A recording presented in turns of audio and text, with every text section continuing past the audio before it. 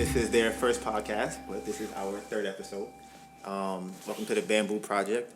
One of the monikers of the Bamboo Project is turn your life into a living. So I felt like because me and my friend Hunter Reveur have a lot of conversations, I thought it would be good to record some of our conversations so we can get feedback and it's a space for us to vent and kind of get our thoughts out there.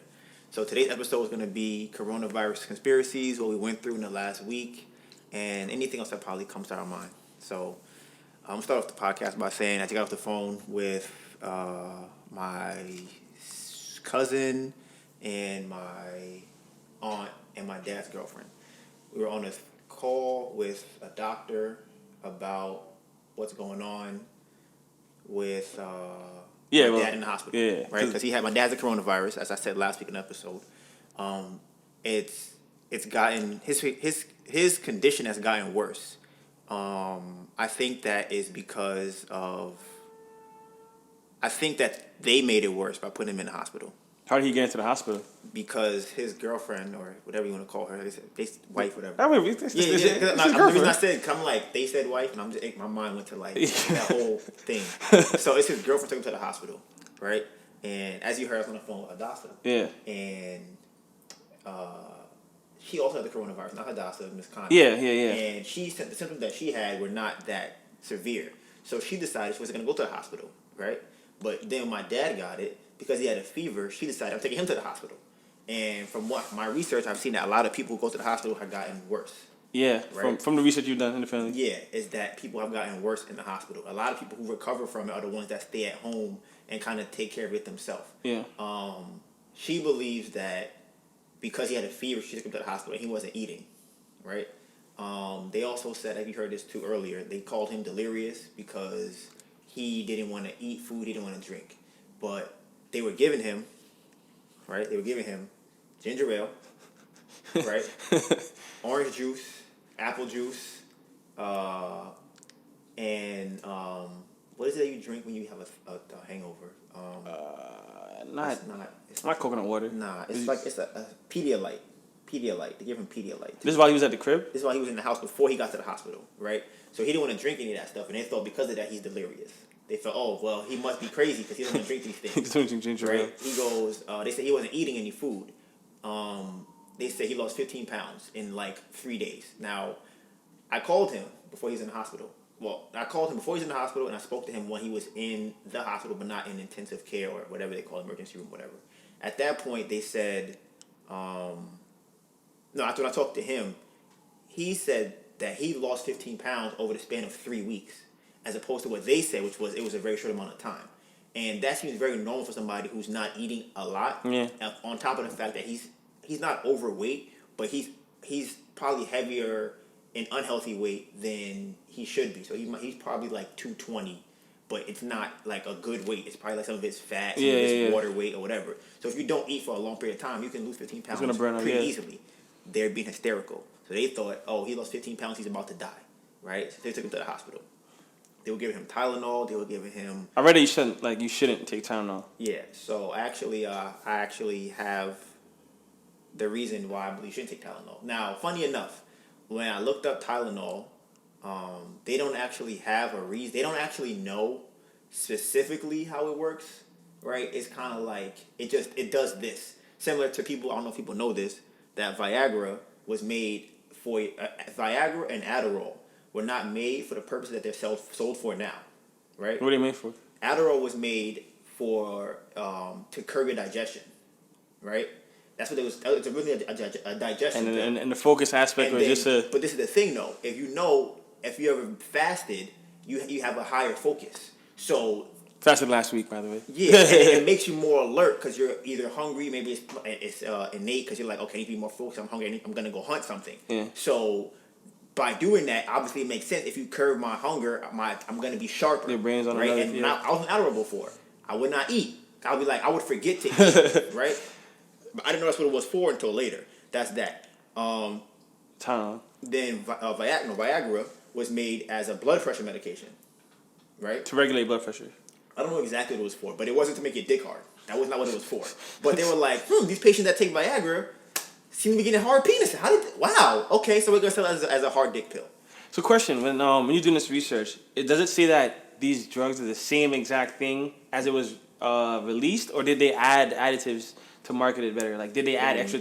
Like for the Viagra thing, was people just getting hard? Like when it came out for blood pressure, were people just getting hard off top, or did they say, okay, this is happening minimally, let's add some extra stuff like, I don't know, ginseng or tiger bone? I don't actually know. I don't think. That's actually a good question. If I had to assume, they probably upped it. Whatever they realize causes that. Some people probably came back and were like, "Yo, my blood pressure is this, but I can't get my dick to go down. My dick is up all the time." And that's, if you realize that they always tell you, if you have a hard dick for more than a certain amount of time, to come see a doctor, because it wasn't built for that. Yeah. But if you keep taking it, then you're gonna have a blood pressure problem. All your dick is rushing to your penis. Yeah. So you're gonna have an issue with that. But I can see how they might be like, okay, we realize it's for this. Let me tweak it or whatever to find out. Like, okay, let's sell it and market it just for dicks instead of the other stuff. So I would, not think about it, I probably think they did do that, because I don't think that they thought that you have a hard dick for 8 hours. So I feel like you probably had a hard dick for like 40. Be like, yeah, man, I took this shit yesterday. I had a hard dick for like 30 minutes. 40 minutes straight, man. Yeah, it was crazy. And now they're like, oh wow, what? So we gonna fix this. I think that probably happened. So the Tylenol thing, right? So this is I actually have it here. Let me see. Can you turn this towards me so I can read that? Okay. So this is how ibuprofen works, right? It's in the same under the same umbrella as Tylenol. It's supposed to be like an anti-inflammatory drug, right? Yeah. So ibuprofen works by blocking the production of prostaglandins, right? Now, people don't know what that is. I didn't know what it is. I had to look it up, right? Now, prostaglandins are a group of lipids made at sites of tissue damage or infection that are involved in dealing with injury and illness, right? So your body produces these lipids. These lipids when your tissue is damaged or infected. Okay. Right? They control processes such as inflammation, blood flow, and formation of blood clots, and the induction of labor. Now, so I know you haven't read any of these things, right? So, where is it? Do you know what inflammation is for, or what it is? Vaguely. So what would you say? Like, inflammation in the body, isn't that when things get clogged? Okay. Actually, not really. It's more so when it's your body's defense mechanism. It's multiple things happening. So people think of inflammation as a thing. It's more of a process that's happening.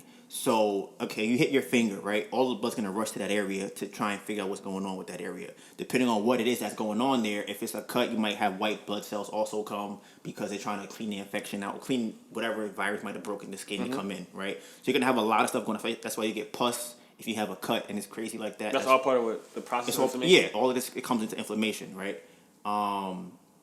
So these are all natural things the body does to heal itself if a problem happens, right?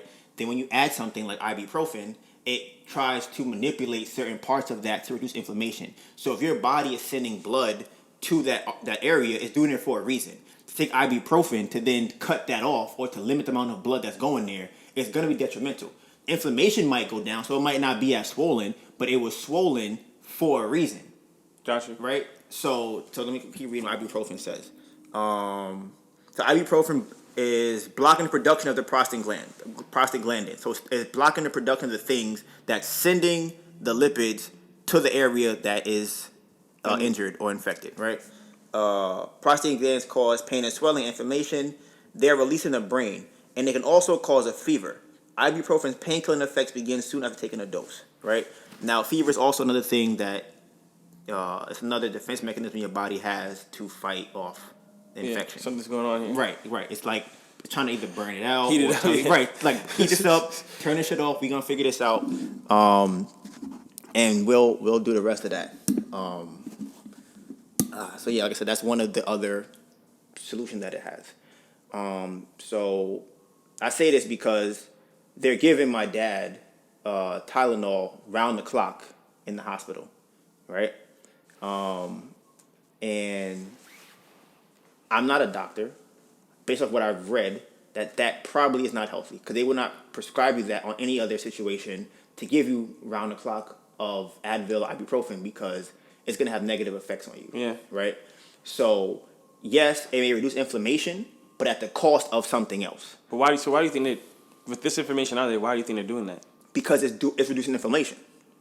So in their mind, they think that inflammation is the problem.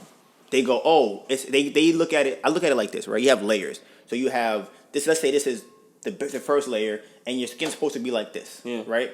Then it rises up here. They go, oh, inflammation is happening here. We need to bring this level down to here. We need to bring whatever the top layer of your skin down to this level, so it's not as inflamed. Because inflammation, if somebody sees it, it's like swelling, right? So they go, oh, we got to reduce the swelling, right? So, but if they reduce the swelling, let's say that your body is sending antibodies or sending white blood cells or whatever else in that area, it reduces the amount of whatever it's sending into the area. So, but they're thinking, this went down, so we're good now. But they were sending that to fight whatever was over there. So that's kind of how that works. And that's why I'm like, I don't believe that is the best thing to do for him, is to give him Tylenol to fight and reduce inflammation from that standpoint. I think maybe if you stub your toe, maybe that's a reason to do it. But I don't think a situation like this, that is what should happen. How long has your dad been in the hospital? Since last Thursday, he's been in the hospital. Yeah, and he went in. I think he went in on Wednesday, maybe, or Thursday morning. And I talked to him, and he seemed fine when I talked to him. And what else? He wasn't in the emergency room or the ICU originally. He was there, sitting there just fine. When they got there, they were pretty much, from what I've heard, they were trying to get him into the ICU, and that's Miss Connie. From what I remember, right? They were like they were trying to get him into ICU. They felt like that he was dying. But when you spoke to him, he sounded like he had a cough. He was like he was speaking in coherent sentences. Everything was just fine. And they overreacted, in my opinion, took him to the emergency room, or whatever they call the ICU, whatever it is. And honestly, from that point, it's gotten progressively worse. It's been going all downhill from then. First, they said the doctor said that they said his kidney was messed up, right?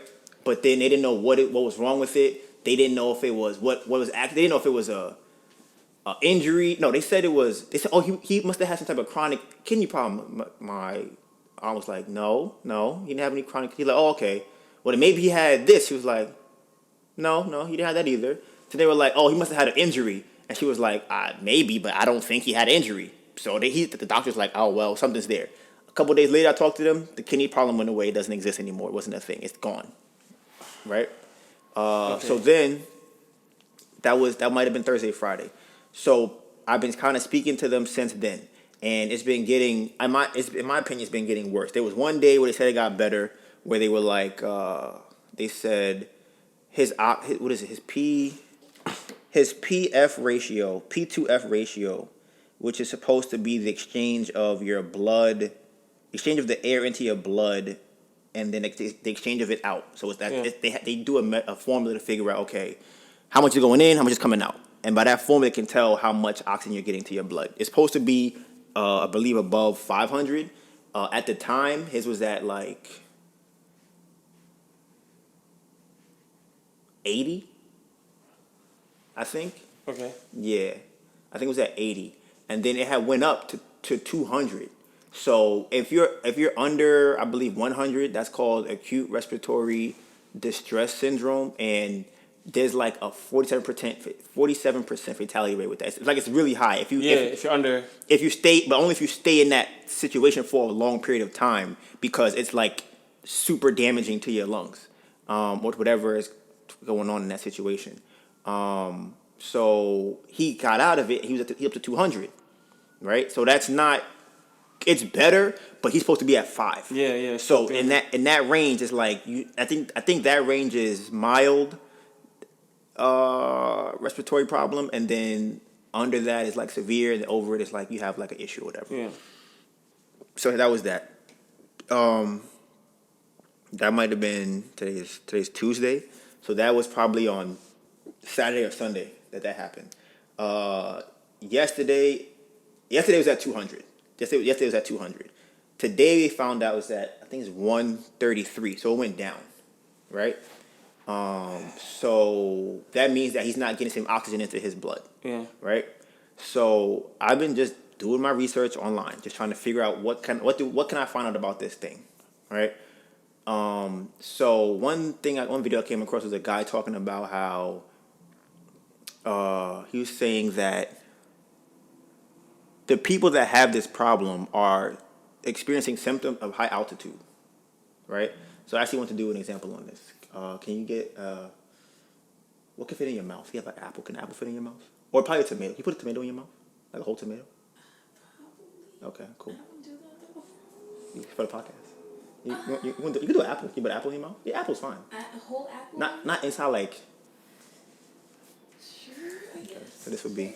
Man, so you've been dealing with this shit since last week. Yeah, since like I mean for the whole week, but definitely more so the last couple of days. Have you like spoken 5 to your days. dad? Not since the because once they put him on the ventilator, they have to sedate him, so he can't. He's not awake. He's just out and on the ventilator, and they're just pumping air into him. So your dad been like in a coma for the past. Like 4 right. days. Yeah, pretty much. And they were pushing him on the ventilator. They were like, put him on the ventilator. Put him on the ventilator. How do you feel like about this? I'm upset because I feel like I don't think that they know what they're doing, and I feel like everything that, and I'm just asking them questions, and they can't answer the question that I'm asking, and I'm like, I don't feel comfortable with what you guys are doing based on the fact that you can't even answer the question that I'm asking, and I feel like it's multiple people who don't know what they're doing, whether it be Miss Connie, whether it be my aunt, whether it be the doctors, and we talked to a doctor yesterday. He was like, he was just saying, I don't know. It was the day before yesterday, I think he was saying, maybe yesterday. I don't know. We asked him questions. I think. Like he's actually saying, I don't know. I don't know. Okay, so I want to give an example of how the virus actually works. Yeah. Right, so how far can you put the apple? Can you hold it with your mouth? Okay, sure. That's fine. That works. Okay, so here's what we're going to do. You're going to come over here. All right, so I'm just going to be a visualization of how I believe this virus works, all right? So this is the virus. The apple is a virus. Okay. Right? There's something in your lungs called the alveoli, right? Can you see her on the camera? No. So, okay, so sit right in front of me and face that way. You can put your feet underneath here. Okay. I can see it. Okay, so this would be the, let me see if this is still. Yeah, this would be the alveoli. This is the virus. Yeah. Right? Which they call SARS-2. And the disease from it is COVID, which is what we call it. That's what the symptoms of having it. Yeah. Right? So her head or her mouth is going to be the alveoli. Okay? So put this in your mouth. Okay? Now bite it. Right? Now, do you think it will be, and go like this. Right? Right? Hold on, but don't, hold, do this, I'm going to do this for 15 seconds. Okay? So, you do timer. 1, 2, 3, 4, 5, 6, 7, 8, 9, 10, 11, 12, 13, 14, 15. Okay. So, you take it out. How did that feel? There wasn't a lot of air coming in and out. Right. Okay. So this is how it works. She's the alveoli. The virus, when it comes, it sticks to the airways of the alveoli. Right. So, and people, if you hear people talk about it, they say it's like it's hard to breathe. This is why it's hard to breathe, because this is equivalent of what's happening. Right. So, how would you suggest put it back in your mouth? You can breathe through your nose. Okay. If you were a doctor or anybody, not even a doctor, you're a hunter, Reveur. How would you solve this problem? By removing the apple. Moving the apple, right? Yeah. Now, can you? I'm gonna do this, right? So, put your hands up. Put your hands up in there a little bit. All right.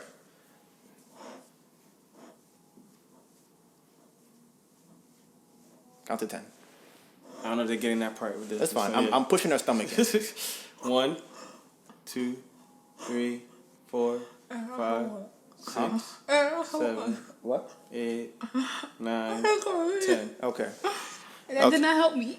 Now, say it again. It did not help me. You don't think that helped you breathe? No. Why not? Because there's something in my mouth. My nose not working. It did not help me, no. So, does that make sense to you so far? No, I'm saying from what you see, does that make sense to you? Yeah. So you said you would do what to remove this? I would remove the apple, right? Would you push on her chest? No. Do you know what CPR is for?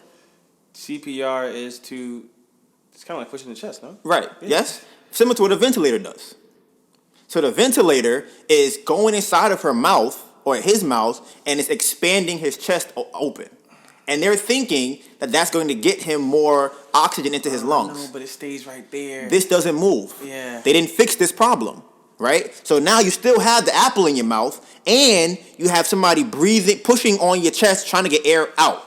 That's not what the problem is. That actually sounds very detrimental to the health. So now, with high altitude sickness, this is what they call it is when your chest. One second. When your chest is not strong enough to handle being at high altitude, so it can't really expand and get contract the way that it should. Yeah. So people have like respiratory issues being at that kind of altitude, right? So, if somebody was drowning, that's when you would give them CPR, because you're trying to get whatever's in their stomach out of their stomach. You have the water in there, you're gonna be pushing, get it out, get the water out, get the water out. That helps them to breathe because the water is in the way. It doesn't clear the apple in this situation, right? Okay. Okay, you can get up now. Oh, okay. So, now with that, I made the visual up myself, right? Just based off what I've read, I'm like, okay, this is how I assume that it works based off the research that I've done. Yeah. So I'm like, what are you guys doing about the alveoli? Are you guys looking into this? It's clogged. What are y'all doing about this, right? I wasn't able to ask that question today because my aunt didn't think it was important to ask. They haven't asked it before. None of the doctors are talking about it. None of them. What's stopping you from actually, I guess, being on the forefront of this whole situation? I'm not the wife, one, and two, I'm not licensed, so they don't think that I know what. They don't think I know anything, and I'm not trying to be a doctor. I'm trying to give them information, or at least ask them questions. Because if I ask them, hey, if I go, what do you guys think about, like, if you cut his toenails, would that help? They will be like, there's no relation to toenails and that. I guess with this being your dad and all, my thing is like, how are you able to like stay calm knowing that they're doing things that are not what's supposed to be done? I don't really think about it as much. I try to think about it because, and this is what I was talking about earlier with the crying thing, right? So, I went to it's a place in Brooklyn. It's like a herb place. It's supposed to be run by Dr.Sebi's wife and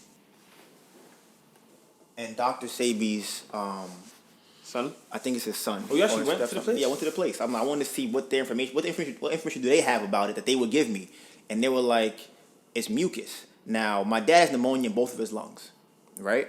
Pneumonia is mucus. They call it having fluid in your lungs. That's what they call it, right?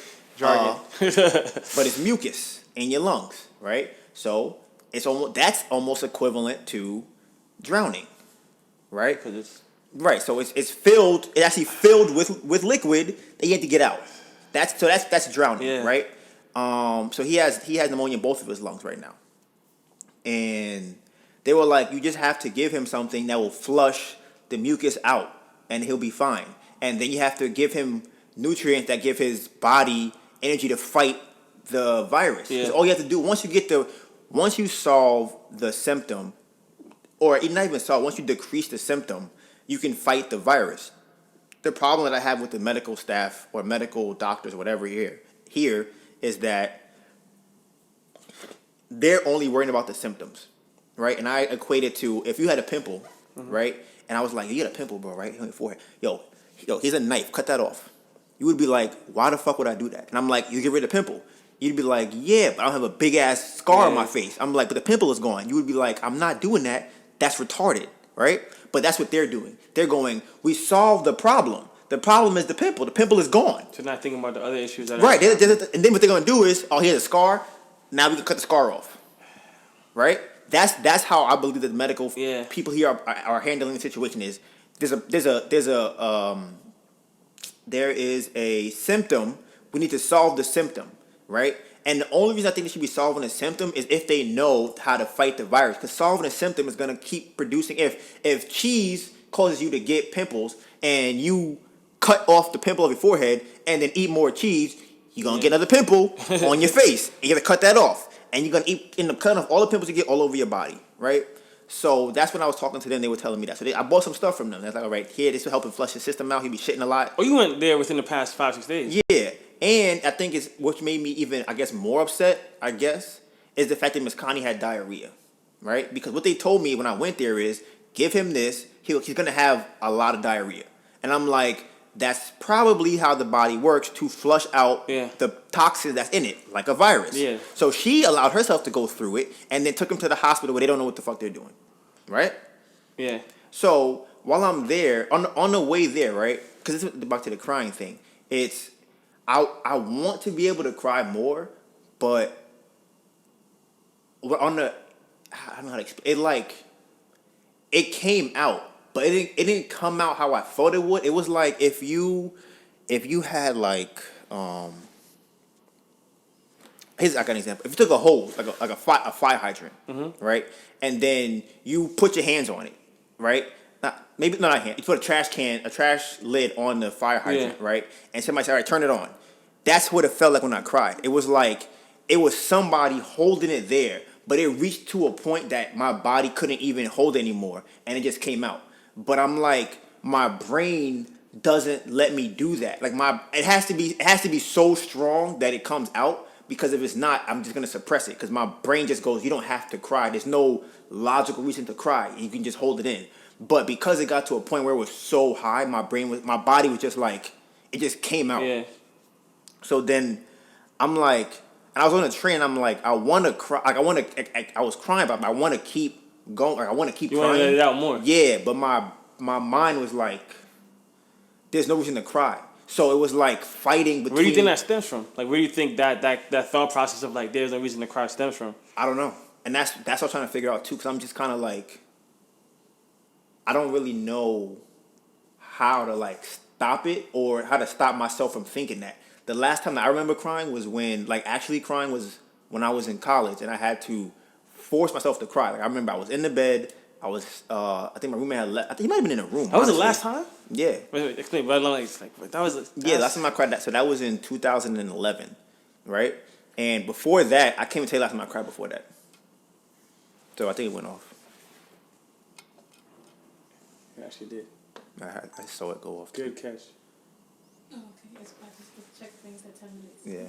Like you said, the last time you cried was in 2011. Yeah. So and it's like, so I was laid in the bed, right? Because this is when I was trying to like around the time I was taking Adderall, I was trying to meditate, trying to figure out just certain things, and I was like, even under that, it was me forcing myself to cry. There was nothing that made me cry. I'm like, okay, I'm gonna lay in the bed and I'm gonna think about everything that I think would make me cry, and I'm gonna try and cry. And then I'm gonna like try and push out as much as I can. I'm just gonna keep trying to just think as much things as I can to make myself cry. And I was in the bed, I'm like sobbing, but it's weird because, and I don't know if other people feel like this, it was a sobbing that came from me purposely sobbing. So it wasn't natural, but it was good for my body because my body was releasing the stuff, but it wasn't like uncontrollable in a sense. I'm like, okay, just keep sobbing, like keep doing, like keep trying to make yourself question, cry. what do you do when you're going through any kind of emotional distress? Like if you're super angry, super sad, like how do you kind of get that out? Nothing gets to that level that I have to feel like I have to cry. So nothing in your life. Because my threshold is so high now because everything I've been through, whether it be kicked out of school, when I had the police throw me in the snow in the middle of a state I've never been in, I have to find a way home. It's like when you go through all of those things, it's like, okay, your girl cheated on you, and that happened. When that first happened, it was like it was crazy. I didn't cry. I hyperventilated. I had to go to the hospital for that. Yeah, you said you had a panic attack. Yeah. I don't know. Hyperventilating panic attack. I don't know if it's the same. Shit, that might be the same. Yeah, but I couldn't breathe. I couldn't catch. I felt like my breathing was off. It's supposed to be like this. I felt like it was going like that, so I couldn't actually catch it to breathe. It was like, and I'm like, what is? Like, and I couldn't stop it. So that was so that was another thing that happened. But if anything doesn't come close to that, then it's like I probably will laugh because I'm like, this is not serious. I'm like, I've been through stuff that's more serious than this. Yeah. So it's like, what am I gonna do with this? Why am I gonna allow this to get me to that emotional level if I've been through way worse? It doesn't make any sense. So my body would just be like, I'll just laugh or I just won't say anything. I'm just like, all right, it is what it is. But are you actually not feeling something, or are you feeling something and then being like, this is not as bad as what I felt before, so let me just push it to the side? I feel something, but it doesn't. It's not like. Let me see how I put it. like I might get upset at something, right? But whatever the reaction is something that I have control over. Whether I get upset about something, I don't have control over that. If I'm sitting on a chair and someone steps on my foot, I'll feel the upset in my chest. Feeling, yeah. Yeah, but I can instantly catch the feeling and go, I'm not gonna react to that, cause it's very quick. Cause maybe from meditating when I was young. That's what I think it is from meditating. But I can meditating when you was younger? My mom used to force me. I could be like, somebody steps on my toe. I feel the heat in my chest. I feel like maybe my ear something will happen. Yeah. I'm like, okay, I'm mad, and I'll go. Don't do anything that you know is a reaction to that, and that could be anything. That could be I'm gonna stare this person in the face. I'm gonna like buff up my chest, especially if I'm not gonna do anything about it. Like if I'm not gonna actually go and fight this person, I'm like, what are you gonna get upset for? There's no reason to get upset, and even within that, it's still logical. Like one thing I'll tell Melissa is like, if you're not gonna fight that person, why are you getting upset? There was a time we was on my bike, right, and we was riding. She was sitting on my bike. We're riding down the street, and I think some lady's keys might have brushed or something like that. Yeah. And she yelled out, "Well, you know what she yelled out? This bitch." Or something like that. Like, what this bitch? What the fuck is she doing? What the fuck is she looking at? Some shit like that, right? And I stopped my bike. I'm like, you want to go fight her? I'm like, do you want to go? I'm like, you screaming for no reason. Like, what are you yelling at her? Elizabeth screaming? She screamed like something out so the lady could hear her. But I'm like, don't have that energy, because if she comes over here and wants to slap you, you're going to be looking all confused as to why she slapped you. So I'm like, control yourself. But if you want to fight her, then by all means, tell her suck your dick. Tell her, yo, fuck you, bitch. I hope you die. And then if she don't want to fight you, that's fine. But if she comes over here and wants to fight you, don't hide behind me, one, and then don't go, yo, why she want to fight? I was just playing. Don't do that. If you really want to fight and you have the energy to fight. So with me, it's like, if I get upset, it's like, or sad, am I gonna cry? It's like, what do I get from the crying? So, and the thing is, I know that because I felt it. I knew I felt it once when I cried in college. I was like, and that's how I explain it. It's an ejaculation for your feelings. Yeah, it's like emotional. Yeah, release. And it's crazy because I did not know that, and I cried, and I'm like, I feel good.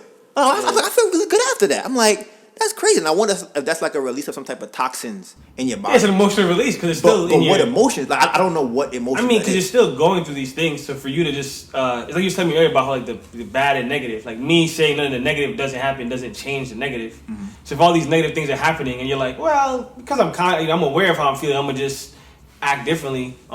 It's still there for all the times that you did want to kind of go off. I think some people go to the gym and play sports. But does that, and that's the other thing too, because I'm so logical and because I've researched how the body works so much, it's like, so I was riding my bike the other day too. I'm riding, and once I think about it, the same thing will happen. It will just, it's like a fire hydrant. It just all comes up, and my physical muscles don't have the ability to hold it back. It'll just come out. Like I just start crying, it just come out, right? But I know if I don't think about it, I won't have that reaction. So I'm like, why think about it? You can't do anything right now about it. Don't think about it. If I don't think about it, then I don't have the emotional response to it because I don't have the thought in my mind. That's the same, but see, it's interesting to hear that because like that's the same when I was expressing about why I don't talk negatively is because I feel that same way. Because I'm like, if something negative happens to me, only I know it. Only I really know what happened. Mm-hmm. So if I don't think about it, then it doesn't really play a part of my universe anymore. Mm-hmm. But at the same time, it's like realizing that that's not healthy because the shit is still happening. Yeah. So it's, I guess, like, so yeah, what are your healthy ways of getting anything out? I mean, obviously the podcast is one, but prior to, like, other than that. That's why I had the podcast. Because I'm like, this is the thing with me. Because, like I said, my threshold is so high, I'm able to talk about anything in my life. Because I'm like, whatever somebody says to me about what I've done before in my life is not going to bother me, because if I tell somebody, my girl cheated on me before, somebody might not say that because they be like, I don't want to get laughed at because somebody might make fun of me. Yeah. I'm like, I don't care. If you laugh at me, it's like, if I really care that much, we won't talk again, and I'll be fine with that. Mm. So it doesn't bother me. So I can tell you without the repercussion, and if you laugh, I'll probably laugh too because I'm like, it was funny to me. But when it comes to like, so in that respect, getting things out is somewhat easy for me because nothing that I have come to that threshold. So it kind of just dissipates out. I don't really harp on it too long. So that's kind of how that goes. But I do know that it's not good. Yeah, I'm saying this shit can't be healthy. It's not healthy. And I want to get it out. Yeah, like your dad's in a hospital bed. Yeah. There's a bunch of fuckery going on. But it's like, and you're like, I'm like, I want to, and like I said, I'll try to say something or do something. And then I get met with resistance for different reasons. And that angers me. But the other day when I was on the phone with my aunt, right, I was cursing it. I was cursing on the phone with her, right? But when I cursed on the phone with her, she couldn't hear what I was saying. And I don't mean like physically hear me, but her mind pretty much shut out what I'm saying because I was cursing. Yeah. So I'm like, now I can't even get my point across, speaking the way how I would feel because she won't understand what I'm saying. So I go, okay, this comes to the logic point. Do you want her to understand what you're saying so that she can relate that information to somebody else? The answer would be yes. Yeah. So you know if that is what you want, you can't speak to her from the place of emotion because she won't hear it. She'll only hear me being like, yo, what the fuck is wrong with y'all? Y'all doing dumb this, y'all doing crazy that. And I realized I had to go, okay, I have to come from a logical place. I have to go, I have to speak like I did earlier. Where I'm like, I had to actually go and, because I know the process of how these things work.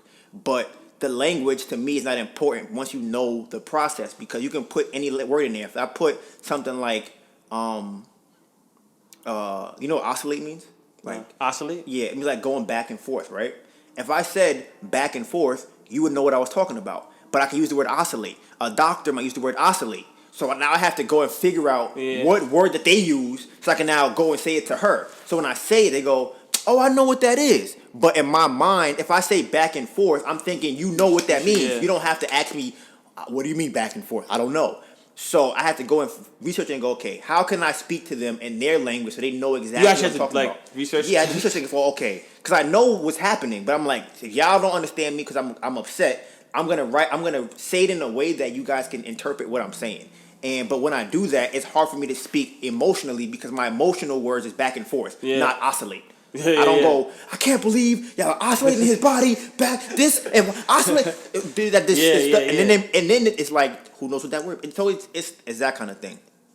So what was that? That was this stuff for me asking like how you're dealing with the whole situation of your dad even being in there. What else? Does this change? What? Does your dad being in the hospital change your outlook on COVID?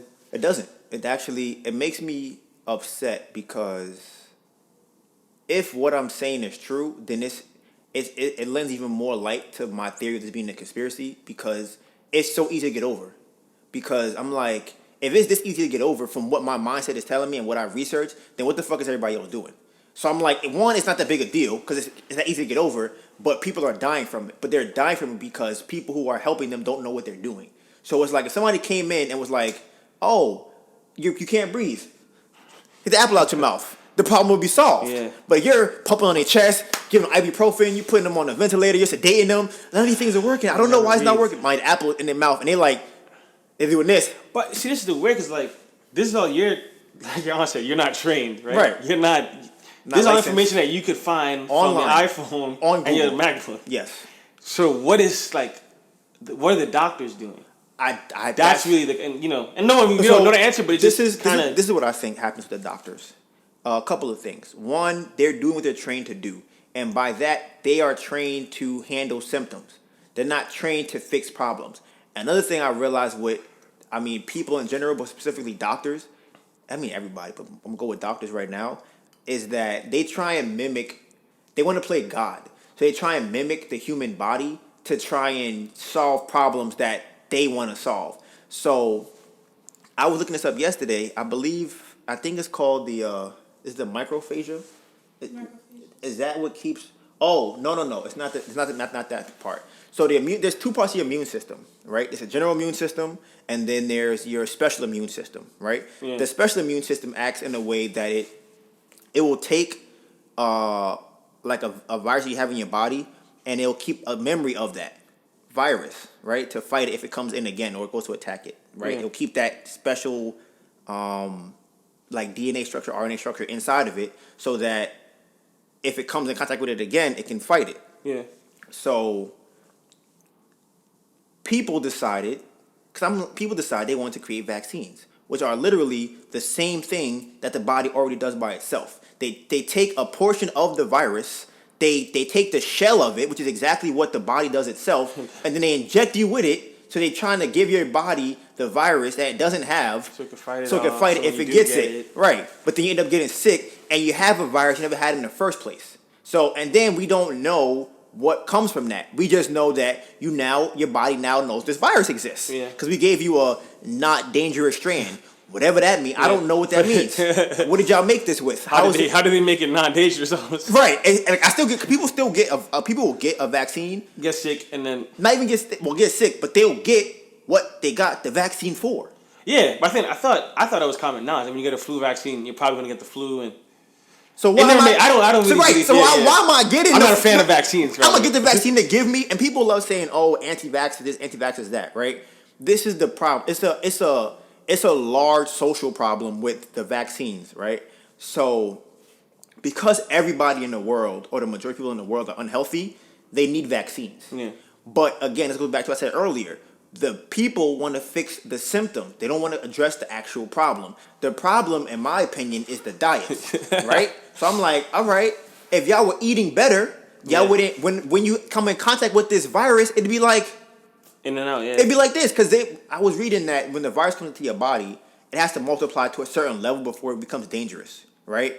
So if it don't hit that level, it's nothing. Your body doesn't even know. You don't even know anything happens until the virus. Let's say it's an arbitrary number. Let's say it gets to 100,000 multiples of whatever the virus is, right? Then your body goes, oh shit! Now you get like a pimple or some shit like that, something weird like that, right? But when it comes in at 1, 2, 3, your body's like, oh, what's that? Let me eat that up. And they eat it up. They actually want. I think this might be the macrophages where they take the virus that's inside of it, right? They take the virus and put it inside of itself, and then they kill themselves with the virus. And you don't, and then they get rid, and then your body's rid of that cell that had the virus in it that killed itself, and you're good, and it's done. But if your immune system has all these other problems, hypertension, high blood pressure, or if it has like any other disease that comes from this, when you come in contact with these situations, you're gonna have more problems with it. It doesn't change anything. Yeah, so I feel like that's kind of what's going on as far as the vaccine thing. Because if everybody's not healthy, then when you're gonna need a vaccine. Yeah. But if you're healthy, you won't need a vaccine. You don't need a vaccine. So there's that. So he's in the hospital now. He's getting worse. They say he's supposed to be getting better. That doesn't seem like it's happening. I've been back and forth on the fence between if I think he's going to make it or not, because I'm like, depending on what day of the week I talk to them, because they don't know what they're talking about. And that's what I'm saying. Like, for that thought to not even get in your head, I wonder, like, what can you do? Can you talk to Miss Connie to give her some of the information that you know? So, give her a list of questions. I talked to her before, and she told me, right, that she talked to a doctor. This is before I think he got to the hospital, right? The doctor said that my dad needs fluid, right? He needs to drink something. She told me the doctor said to give him some sugar. He needs something with a lot of sugar in it. Now, I don't know. Do you know of this doctor? I don't know this doctor. This is the doctor's last name. Where the doctor is at? Nope. Because I also hear some other kind of funny business on the phone as well. Oh, please. What'd you hear? I heard something along the lines of what she inherits or some shit like that. Oh yeah, so that was what my cousin was telling me. So Miss Connie got the virus before, and she got over it, right? Now, she got it from her sisters. Now, according to a friend of the family / aunt, she overheard her sisters asking her, "What do you get if he doesn't make it? How are you going to be? What are you going to get? What are you going to inherit from him if he doesn't make it?" So this is what I just heard. I don't know the validity to this. Yeah. That's what I heard. Movie viral. What the fuck? So that's kind of where that situation is at. And I was saying something else too. Are you talking about? Because I was asking you, what can you actually do? Like, does you communicate with Miss Connie or your aunt? But kind of there, as you saw on the phone, they think that I don't know anything. Yeah. So there have been times where I'll ask a question and she'll be like, "How do you know that?" And I'm like, "Who cares? One, how I know it. Two, why don't they know this?" I shouldn't have to be asking. And like I said, if I come with a question, if somebody comes to you and says, "Hey, how do I turn my camera on?" Right? Something simple, and you know how to do. You wouldn't be like, "Why are you asking me this?" You'd be like, "Just turn the camera on." Yeah. It's not hard. If you knew how to turn the camera on. If you didn't know how to turn the camera on, you'd be like, "I don't know, man. Have you tried throwing it against the wall? Have you dropped it? Have you like spun it around 3 times? Has that worked?" You're like, "Nah, none of that worked." So I think that's what's happening with them right now. So let me see what else I want to talk about with that. Yeah, so I say it's just kind of a lot with them because she doesn't want to listen to me, as far as what's her name, my aunt, as far as Miss Connie, because she's just hysterical. She's very frantic, so she's kind of when something happens, she's just like panicky. Yeah, so she can't think straight. So let me see what else happened. So who's the logical person in your dad's corner in that aspect? Nobody. Because if you're telling me to put him on machines, I thought it was on Kathy, and she's not. I thought she was the one that I would be like, all right, she's gonna hold. Nope, it's not her. And I'm like, there's nobody there. So it's Miss Connie who can't think straight. It's my aunt who's telling me to pray to Huawei. What did she say? Somebody pray to somebody. Yeah. And it's the doctors who have no idea what's going on, who are experimenting to see what happens. And you think they're experimenting? They said on the phone. They literally use the words experimenting. They're like, we don't know what any of this stuff does. We're just seeing if it works. While your dad is in a fucking coma? They're saying they're like, because if anybody knew how to cure it, they would have cured it. So they're all on the phone. They're saying, yeah, we're trying to do experimental drugs. We're experimenting with this. It didn't work. We're gonna try experimenting with that. And I'm just on the phone like, so y'all just gonna be trying stuff? I'm like, for all of that, can I suggest anything? Like, what else y'all want to do? Y'all want to suggest something else to him? Like, yeah. I mean, so you should. I'm not saying what you should do, but man, it's in the best interest for you to kind of hop on that and kind of make sure that we're not married, fucking him over, and they might get this nigga shit that like could. That they're adding on top. Yeah, like they're not switching it out. They're just adding. This is your dad though. Like this is actually like yeah. You heard me on the phone. I'm like, I know, what do y'all want me to do? I'm like, yo, I'm telling y'all certain things. Like, ask these questions. And then when it comes to that, they have their questions as a priority over my questions. So they want to ask questions like about vitamin C levels, right? Now, this is my problem with vitamin C. Right? So this is a Dr.Sebi ideology. That vitamins are either non-existent or not helpful. Right? So what the vitamins' jobs are is to help to make it easier for your body to absorb minerals. That's what it's supposed to be for, right? Now, the only thing I haven't found yet, because I've been looking, is can your body absorb minerals without vitamins? I don't know whether or not that's true. I feel like it is.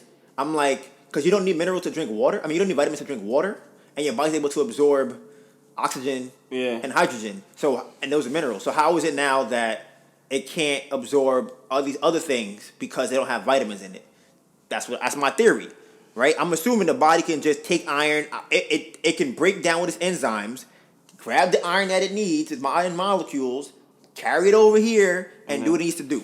But they tell you need vitamin C, right? So my theory is that when you take vitamin, so this is my visual of how that works, right? So you have vitamin C, right? And this is vitamin C right here. This is the bloodstream coming over here, right? If I can use it like this. How can I do this? Let me see. Okay, I think I don't even need a visual that much. But the vitamin C acts as a bridge between, let's say, one organ and another, or your arteries and another organ or whatever, right? And acts as a bridge to give it iron. Vitamin C is supposed to help you to absorb iron. That's the purpose of vitamin C, right?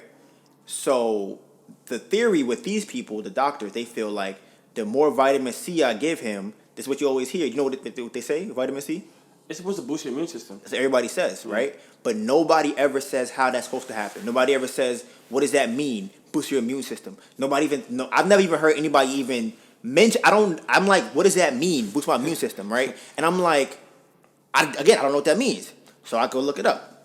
Vitamin C is supposed to help your body to carry iron into your blood or into your body, because your body needs iron. Iron is what your blood transports around to give your body oxygen. Yeah, it helps to transport the oxygen. Stay warm and all that, not queasy. Right, makes you. If you're anemic, you don't have enough iron in your blood because you're not getting oxygen to where you need to get to. Heart right, palpitations, all that shit is fine. Right. So I'm like, if the problem is he's not breathing, right, or not even that he's not breathing, he has a problem with his breathing. Breathing is supposed to be you getting oxygen from the air, the O2, getting it into your body. Your body sends it out through the alveoli that we talked about earlier into your blood, right? And then your blood transports that around to your heart. Your heart sends it to this lip, to this organ, to that organ, right? Yeah. So I want to know what is his iron levels, because I'm like, if that's supposed to carry the oxygen and it's not carrying the oxygen, then his other organs are going to have problems because they're not getting the oxygen it's supposed to have, especially if his lungs already have a problem with getting oxygen in. So now I'm like, how much is it getting in to carry around the rest of the body? Yeah. That's what I wanted to know. They didn't even think, the doctor said, the doctor told me yesterday, there's no reason that we should know his iron levels. It doesn't matter in a situation like it's irrelevant. And I'm like, why is that irrelevant? Like, I don't know why. That doesn't make sense to me. As far as, again, maybe I don't know. Yeah, but yeah. As iron's supposed to help with transferring the oxygen, they said it don't matter. So that's that. What else that I was thinking about? That I was going through with that. This shit crazy. Yeah. So like I said, he's fighting that right now, and like I said, I don't. His yesterday he was on 40% oxygen, right? And when he gets to zero, when you're on zero on a ventilator, that means you can pretty much breathe yourself. Like if it goes down a certain point, your muscles have enough strength or whatever to breathe itself. However, his problem isn't with the muscles in his lungs to breathe. Right, he can't get the air into the body. Bro, the doctors don't know this? Like, I would think. I'm like, why don't y'all know this? I don't understand. I'm like, what are y'all doing that y'all don't see on the this? phone, you might just have to just tell them, look, this is the issue. I'm telling y'all what the issue is. Right. This is the issue. This is the issue. I don't want this is the issue. Tell them to deal with that, because I mean, there's a life at hand here. I thought today was gonna be that day, and then the doctor was like, I gotta go. What? The doctor just got off the phone? The doctor's the one who ended the conversation? Yes. That was it. So I'm like, I didn't even get my questions in there that I really wanted to ask. I wonder how much of this, like, this, your dad's case cannot be the only case. It's not. And it's like, I wonder how much of these, like, deaths that are happening, especially in states like New York, is because of lack of anything. Lack of attention, lack of knowledge on how to deal with the situation. So this is what I think is happening too. And this is, honestly, I can't find this number. And I think this is the most important number for me personally, are the majority of these deaths happening in the hospital? Yeah.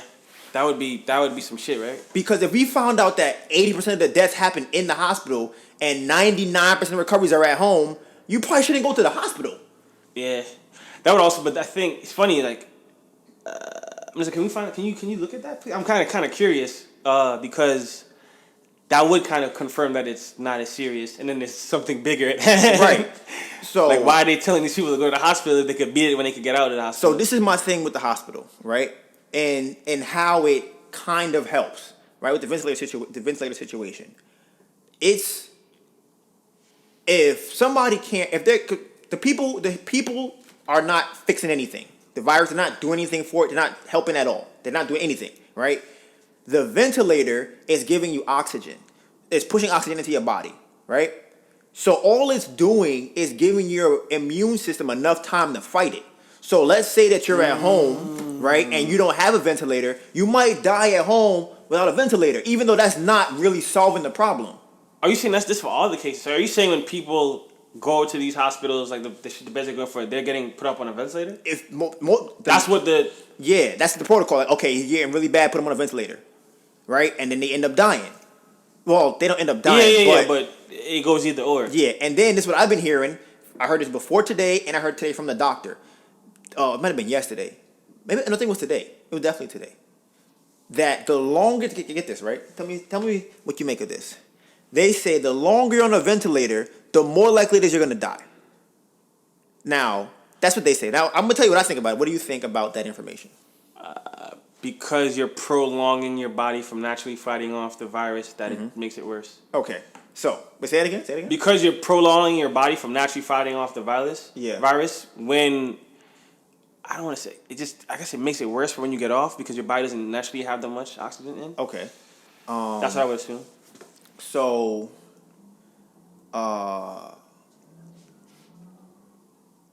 yeah, I think that was what I was gonna say too.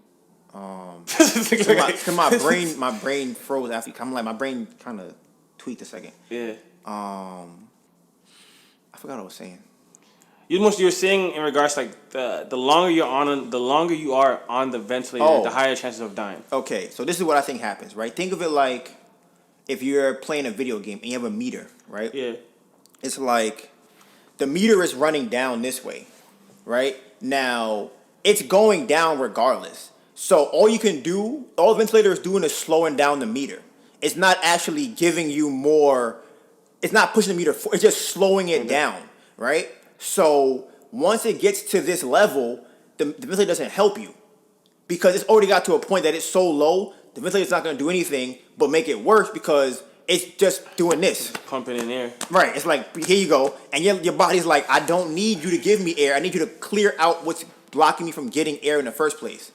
So that's what they've been saying. That people who have been on ventilators have been dying, right? Yeah. But some of them are living. But I don't think it's necessarily the ventilator that's making them live. It's just it's slowing it down so it allows the immune system to fight it. Yeah. That's all it's doing. Sense, yeah. So, what was I gonna say with the ventilator thing? Oh, so wait, damn, what was it? It was Do you have another memory card? the ventilator. What was it pushing? Thank you. Oh, they don't know if it's a chicken or an egg thing. That's what he said yesterday. They don't know if people who are sicker are dying on a ventilator or if the ventilator is killing people. He's like we don't know what's coming. We can't tell what's happening. It's one or the other thing. It's like you could probably sell this information. Maybe or I don't even. I told you about that guy, David Icke, the guy with the reptilian shape-shifting eyes. He dropped out. He said some more shit, bro. So you ever heard of London Real? No. So it's a guy that does interviews on YouTube, right? This dude had David Icke on this episode again, and YouTube pulled it down.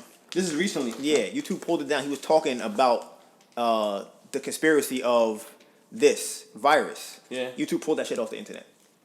Did you get to listen to it? No, I didn't. He put it on his website though, but he said he don't know how long it's gonna last on there. But he said that he got 5,000 more. I don't know if you want to call it listeners. People to go to his website. 5,000 more traffic than he normally gets on his website. Shit, shut up. Okay. Yeah, it just shut off right now too. I just saw the thing close. Yeah. That's what I was trying to. But you can keep going though. There's 2 minutes left. Yeah, let me see. No, it's on. It's on. It's on. You said you got how much more people? 5,000 more. Like subscribers. Yeah. Based off the information. 5 more, 5 times more. Yeah, because he said he normally does like 2,000 people on his website, and he said now he's doing 10,000. And his service kept crashing because there's so many people on there. And YouTube didn't give him a reason why he took it down. They just took the shit off the internet. So I'm gonna try and find out what he said. I didn't listen to it yet, but I do have a conspiracy theory on what I think is going on. I gotta pee. Shit crazy. Taking a break, memory card break, piss break. Yeah. Okay. So my conspiracy theory. Okay, you ready for this? Yeah. So I think it's man-made. Yeah. Okay. I've heard that. I actually heard that yesterday. Okay. I think the play is for the World Health Organization. I think that's the play. I think they're the people that they benefit from this, either between them or I guess the pharmaceutical companies. Okay. Right. So I think the reason that they created this is so that they can get drugs and vaccines passed quicker through the process through federal regulation, right? So I think that they can make a lot more money if they're able to send out vaccines as soon as something comes up, because they can one, test them, but charge people for testing them, and if it don't work, they just keep making new ones. But because that there's a whole bipartisanship where they're like, we're saying yes, we're saying no, that's slowing up the process. So it's harder for them to push out vaccines at a faster pace, right? Okay. I think that's the play. So here's one of the reasons why I think that, right? So there's a guy, I don't know if you heard Dr. Fauci, you heard his name recently? Fauci? Yeah, Fauci, Fauci. He wasn't on the news, was he? He might have been, he probably was, right? So it's him and another doctor. What's the other doctor's name? I think it's Peter Hotez. Yes, I think it's Peter Hotez. Yeah, Peter Hotez, right? This is the doctor's name. He was on Joe Rogan, right? Now, yeah. This is gonna be good. What? Well, wait, I'm gonna tell you. I'm gonna tell you, right? I'm like, all right, shit's right. So he's on Joe Rogan, right? This guy. Now I watched a show called Lie to Me, right? It's a long time ago. We talk about how to read facial expressions when somebody's lying and doing crazy shit. One of the things that they said was, I remember, I don't know if it's true, but I just think it's funny, that the serial killer or the person that's gonna blow some shit up usually has the end of the eyebrows go up like this. The ends of the eyebrows. And it's very hard to do that by yourself. Like to make, you could do like your whole eyebrow, you could do like maybe, but the ends of both the eyebrows are usually like this. Man, serial killer? Unlike the person that they is gonna like blow up the plane in the show. That's what it was. They said, look for this thing right here, right? So they'll go on the plane, they'll pull them off the plane. Like we could tell from your facial expression that you're gonna do some weird shit, right? Yeah. This guy's eyebrows are like that. I was like, that's kind of interesting. But I'm like, whatever. He's a weird looking dude. It is what it is, right? My man, between him and Dr. Fauci, it seems to me that they're going around like they're on a press run, like for movies and rappers, right? Yes. The man is plugging different pharmaceutical companies and how good they are. Now, to me, I'm like, why would a general listener need to hear that, right? Two reasons. Why would you think? What's one reason you think, if you had to guess? To plug in pharmaceutical companies to make for a call to action. Okay. You don't want to actually, work with this pharmaceutical company or get prescriptions from this company. Okay. So that's part of it, I believe. The other part is it allows people to know about that company, right? And for investors to be like, oh, they're the ones that's leading this space. I'm gonna put my money behind them. You're thinking they're actually trying to making a full run, right? Full pressure run. Yes, because the people that would invest in it wouldn't know, but they go, oh, he's a leading doctor in this space. We're gonna talk to him. If he knows that this company is doing very well making vaccines, or they're this. Wait, hold on. These niggas are promoting these companies. They're not just name dropping it. They're promoting this company. Yes. They do this. The doctors are promoting companies like a press run. Like if you were like, my album comes out next week Thursday, go cop that. I did it. My man LeBron's gonna be on it, and I got my man Rick Ross. He's gonna be on the second track. That's what they're doing. That's what I heard when I listened to it. Right, he was plugging to doctors. He was plugging his own papers that he was talking about, and I'm like, if I put a doctor on about the coronavirus, I would want you to tell me what you know of the coronavirus, what your papers are about something unrelated to this. Don't have nothing to do with that. You tell me about the magazine that you have, that you own, that the people that you wrote in your magazine for you. It was a line where he said something along the lines of, he said, yeah, this doctor's a great doctor, right? And yeah, he was in my magazine, and titled, you gotta put your name on it, titled this, and that, Dr. Hotez Peter magazine, right? I'm like, why would he be doing a press run, right? So then, okay, now. So, this is why I think the guy's crazy, right? This is a quote from the guy, right? The guy goes, let me get a little bit closer. I feel so bad because all the people who make my breakfast sandwiches aren't getting paid.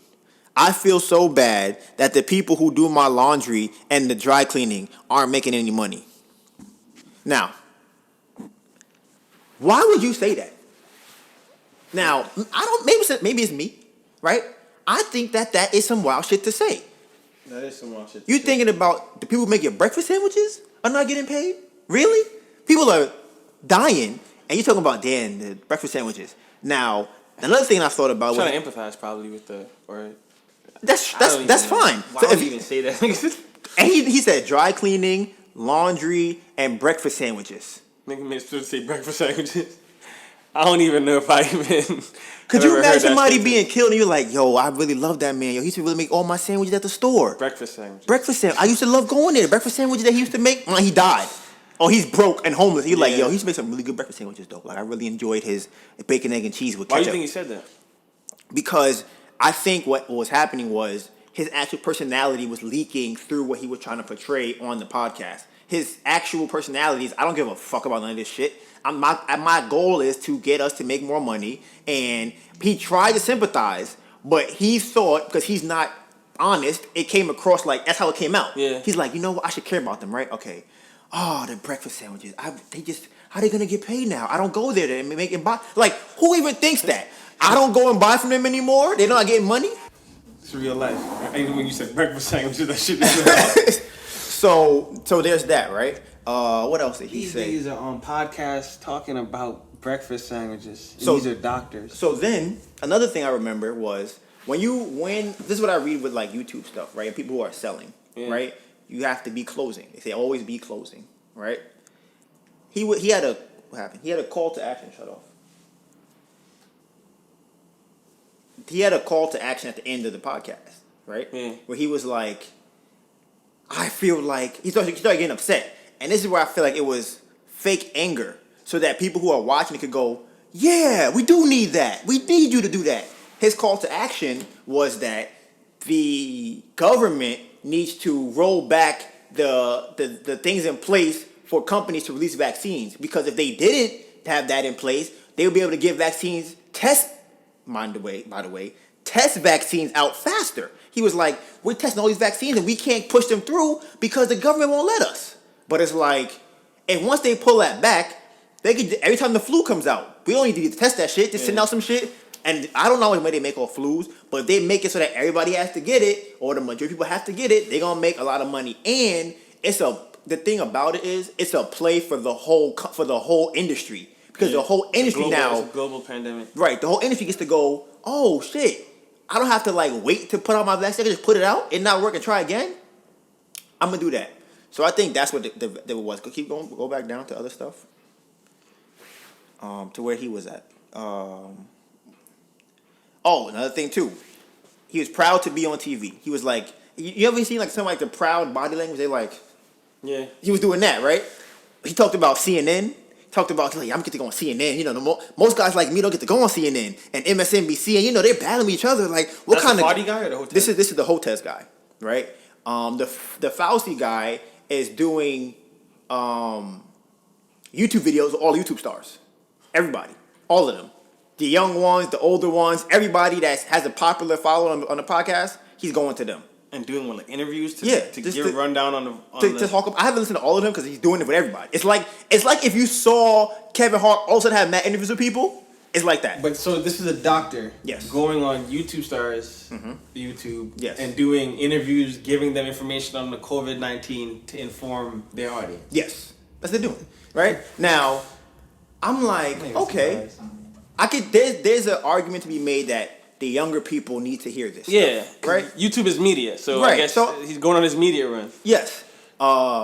You would think that he would go on more reputable media places to get it out, but I think that he's trying to target young people, right? Even though young people aren't really the ones that are dying from this. Nowadays, They've been saying that. Yeah, lately that's the new But point. This is what I heard. This is what my aunt be saying. This is what pisses me off. People like to word it very strangely. They like saying anybody could catch the coronavirus, and it's like, yes, you can catch anything. It don't mean you're gonna die or get sick. Yeah. You can just catch it. Yeah. But they like saying that. They're not saying they're dying from it. They're just saying that they're getting it. And why do you know they're getting it? Because they're getting tested for it. That's how we know they're getting it. So they're not getting actually sick and dying from it. It's just they're getting tested, so the numbers look good, and now numbers you are can going up say, higher. yeah.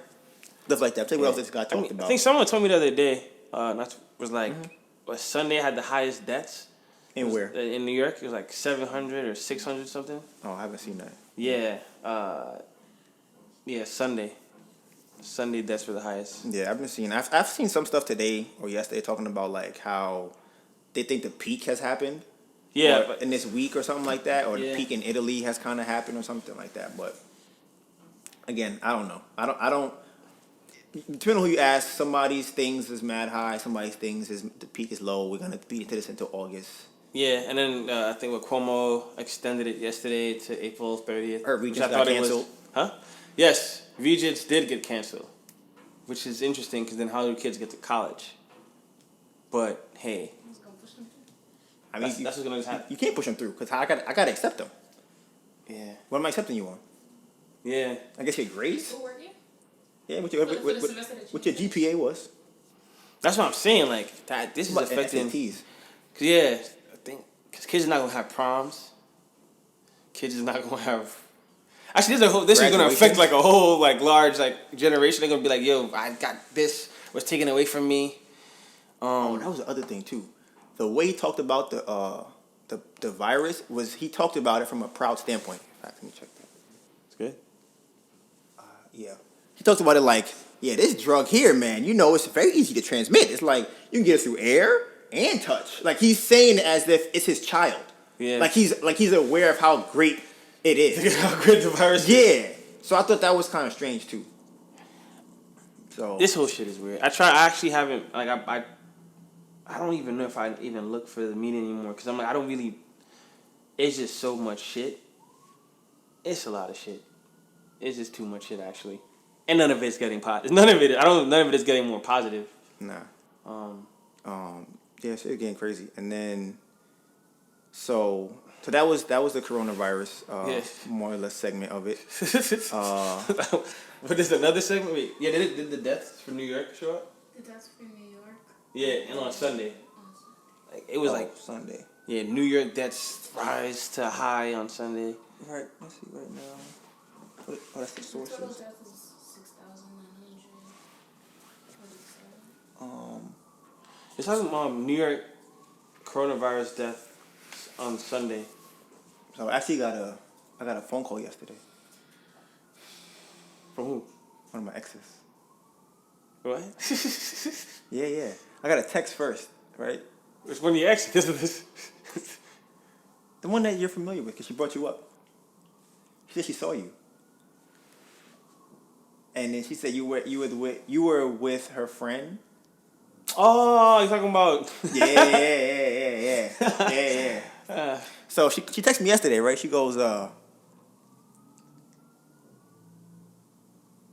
I ask you some questions? And I'm like, what's up? Right? So I'm at work. I get a phone call. I'm like, hey, what's up? She goes, are we being recorded? I'm like, nah. I'm like, nah, you straight, right? She's like, oh, okay. She was like, she goes, do you have any, like, videos of me? I'm like, what? She's like, do you have any videos of me in your phone? I'm like, what are you talking about? She was like, because I seen something on the internet recently, and it kind of looked like me, and I didn't know. I looked closer, I don't think it was me, so I wanted to call you to ask you if you post anything like that. And I'm like, nah. I'm like, I didn't post anything. Like, no. She said, do you have videos? I'm like, yeah, I don't delete any videos on my phone, so they're probably in there somewhere. They're somewhere in there, right?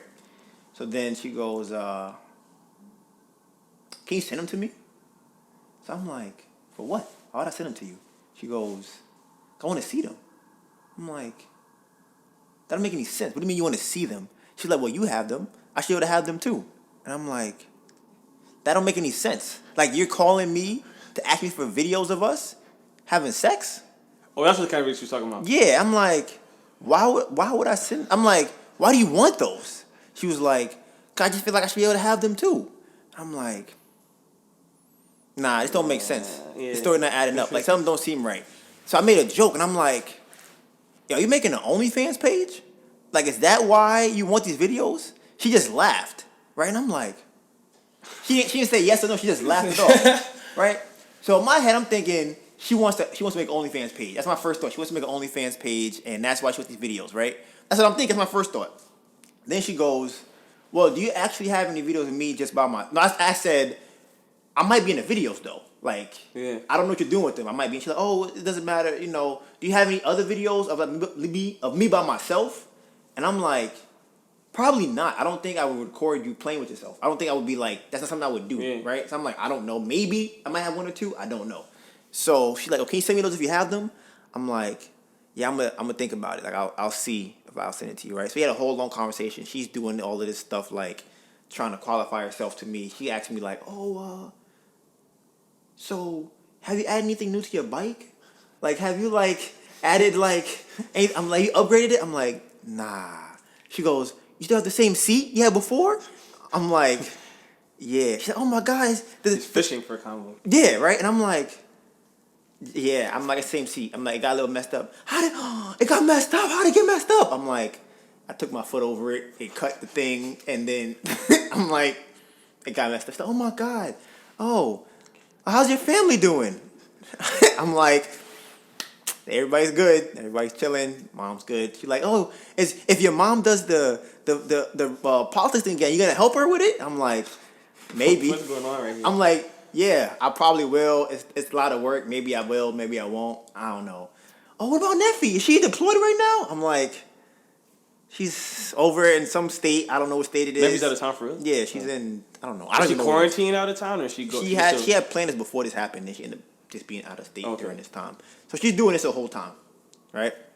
So I'm like, all right, we're having this conversation. She's trying to do all this stuff. She hit me with the lines of how better she's gotten over time, how she's improved herself. Oh, she's still doing okay. Yeah, she's like, I learned so much about myself. I just learned how much things I like, right? So, and I learned about, she goes, I don't know how you was able to deal with me before. Like, I had to deal with myself, and I realized, like, wow, I feel so bad what I used to do to you. And I'm like, word. I'm like, word. I'm like, yeah, that's crazy, right?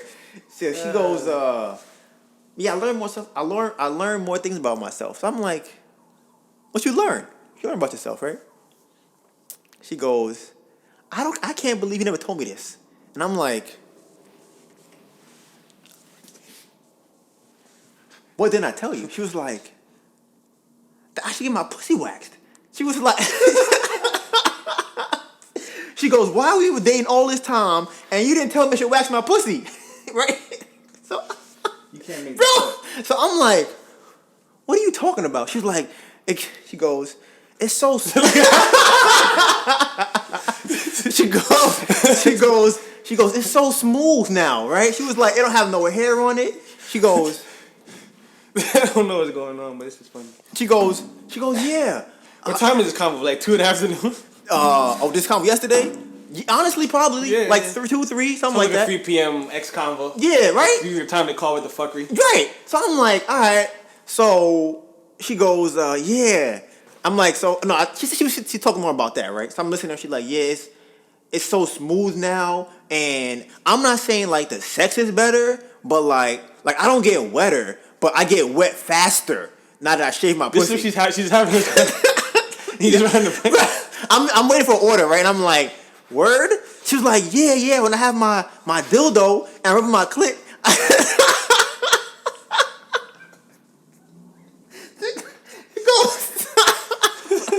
Bro, she goes, I just get wet so much faster. And I'm like, word? I'm like, word? She's like, yeah. I'm like, well, yeah, actually, you ever gotten a sugar wax? She's like, nah. I'm like, oh yeah, cause my ex-girlfriend wants to get one of those. You ever like what do you think about those? I never got one. I get a Brazilian. I would recommend her to get one of these, get one of those. I'm like, oh, okay, I'm gonna let her know. Like she should probably try the Brazilian or the sugar one to whatever. She was like, yeah, depends how much hair she has, some other stuff like that, right? So then the rest of the conversation, she's just throwing stuff. Get back in. Yeah, right. So then I'm still confused as to like watch with these videos because I'm like that don't make any sense to me. I'm like, there's no reason that you would call me out of the blue to ask me for sex videos. That's not a thought you have and then act on that you want to see, right? Yeah. So I'm like,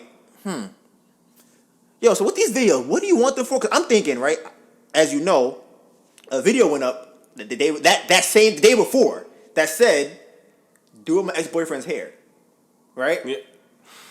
Now,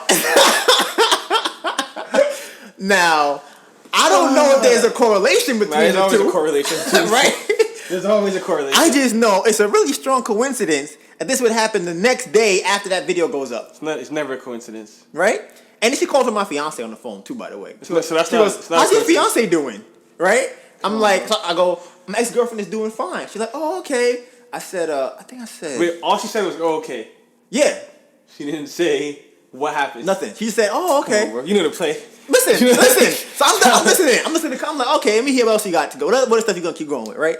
So then she hits me with So okay, I'm like, so with these videos, what you want to do with them? I'm like, am I gonna be in? Like, what's the plan of these videos? I'm like, I want the truth. What were you thinking about? What thoughts led up to you coming to me for these videos? She goes, I don't want to tell you. I'm like, what are you talking about? She's like, I don't want to say it. She's like, oh my God, you quite look at me differently. I'm like, what are you talking? I'm like, what are you talking about? What are the videos for? She goes, fine, okay, I'm gonna tell you. So it's just that, like, you're the best sex I ever had, and I want to be able to watch the videos so I can recreate it with somebody else, because I feel like if I could watch the videos, I could learn more from what happened and then tell whoever I'm with to do those things, right? And I'm like, movie. right? I'm like, what? I'm like, what are you talking? I'm like, oh, you're trying to boost my ego. I'm like, listen, it's a great ego booster. I'm like, I don't believe that, but that's a great ego booster. Like, that shit make me feel like, ooh, word, that's what it was. All right. So she's like, yeah, I've been dealing with these guys, and she's like, I talked to a girl. I had a girlfriend for a while, and nothing the same as a strap on. No, she's nothing. She said strap on not the same as everything else, but we were doing that. That I like eating pussy and stuff, and I'm just like, huh. And I'm like, so you're trying to tell me you called me to tell me that you want videos of us having sex? I'm like, yeah, you're not gonna really see nothing in the video of like how we having sex, right? Like it's a recording. Like I was in my hand, the phone's in my hand. What do you think you going? And the video's 2-3 minutes long. Like it's not a movie. Like it's not a movie. It's literally just it's backshot. Like it's not even proper sex because there's a phone in the hand. So whatever you remember of, that's not what you remember. That's what I'm thinking. I'm like, what are you talking about? This doesn't make any sense. I'm like, you're not gonna find anything on this video that's gonna be able to go, hey, new boyfriend, try this move right here. Unless y'all was making home movies. Some couples do make home movies. Not on my iPhone, fam. You can prop it up. I had some propped up, but it's not a movie. Because at the end of the day, a movie requires multiple scenes. So I have to be able to get the camera to bring it over here and hold it. Scene. Right, cut it over here. If you put the camera like this, all you're going to get is this angle. You ain't going to see nothing else other than this. Think about it. You actually could put one camera there.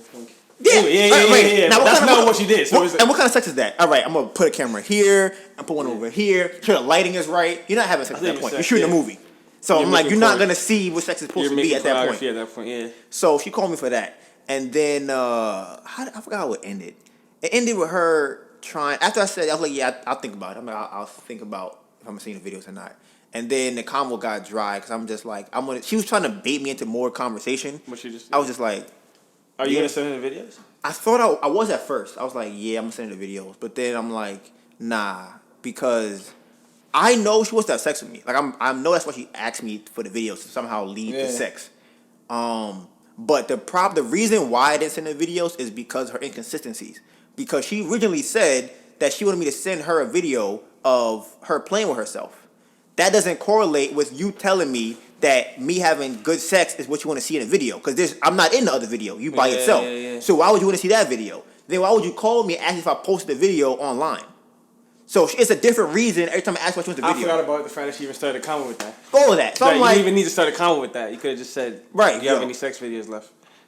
So I'm like, yeah. She got on the podcast.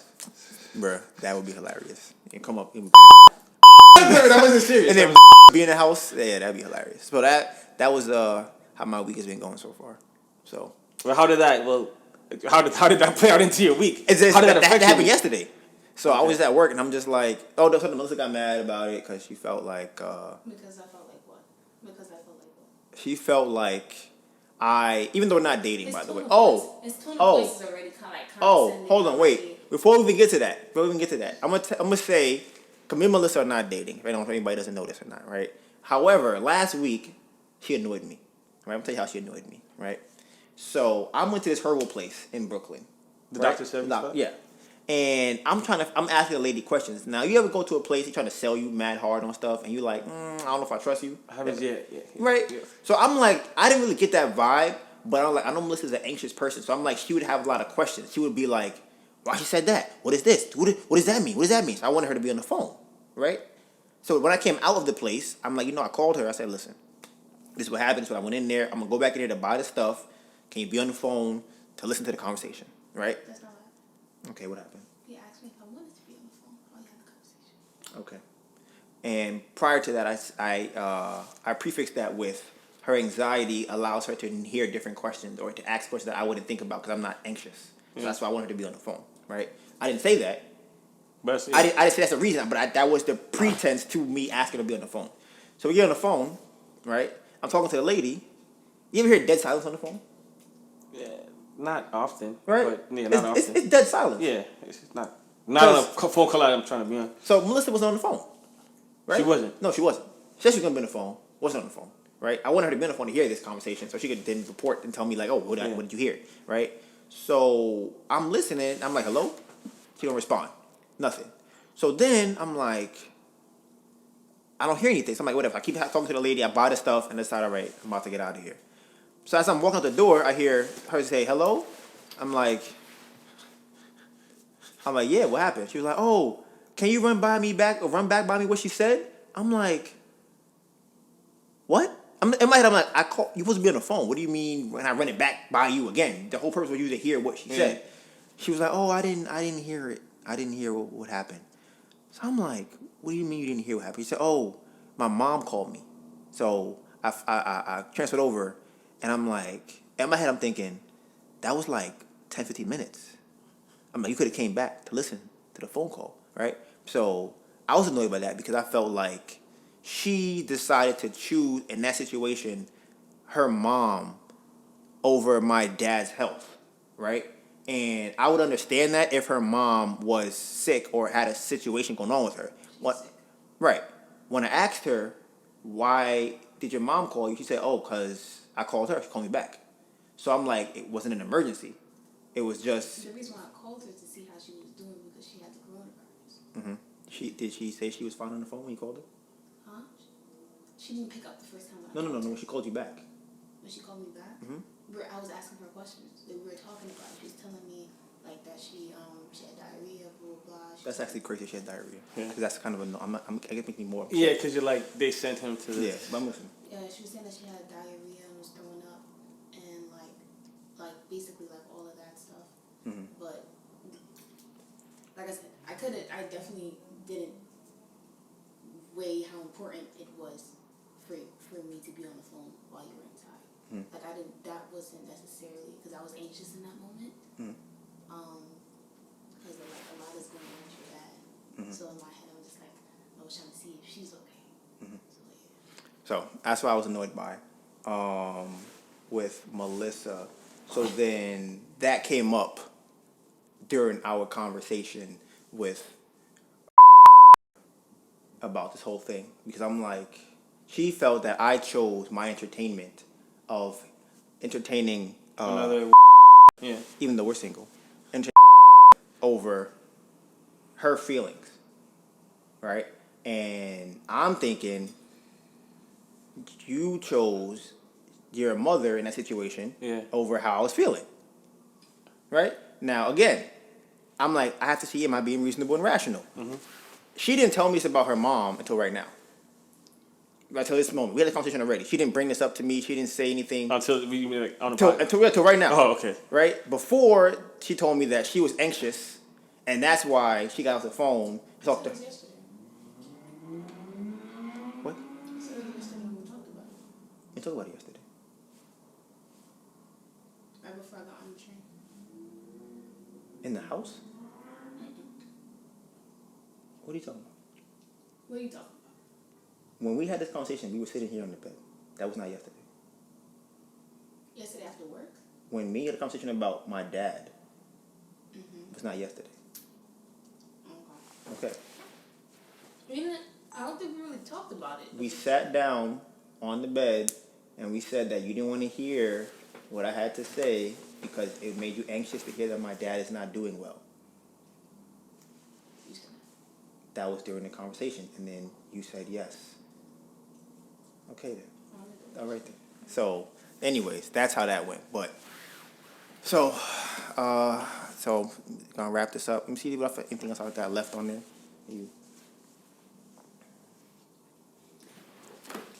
That shit crazy. Yeah. The whole ex's texting. Yeah, Melissa was upset about that, and she was crying because she A felt lot. like. It was quite a lot. It was Oh, that really bothered you. So you were serious, like when you. Okay. What bothered you? What bothered you about that? Like, cause he didn't do anything. Thank you. So you don't think, okay. So, like, that doesn't make you feel uncomfortable? Does it make like? What do you mean? The fact that, like, if someone was, like, on the phone with Priscillina, like, yeah, I be... She actually asked me this question yesterday, ironically enough. Cause funny enough, texted me yesterday. Yeah, right. And Christina saw it, and she's like, for the whole night, it's like, oh, leave that out. Yeah. But it's like, to me, I'm like, and then she said, how would you feel if a guy was texting me? And I'm like, I mean, if it's your friend texting you, No. and there's nothing, honestly, I don't even want to know, honestly. Mm-hmm. But if there's nothing going on, I can't, me getting mad is more of me getting mad, especially if you didn't do anything.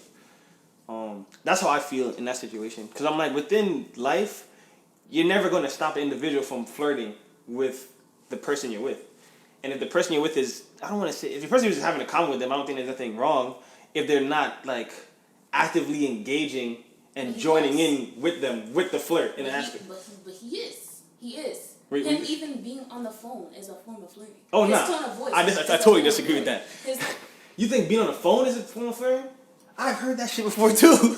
You believe that though? why would she feel comfortable enough to say, yeah, I got my pussy waxed. Yeah, yes, and my man. shit is mad wet now. Yeah, like, she had to feel comfortable enough to say that shit. Because at the end of the phone, she felt uncomfortable, and that's why she stopped talking, and that's why the conversation ended.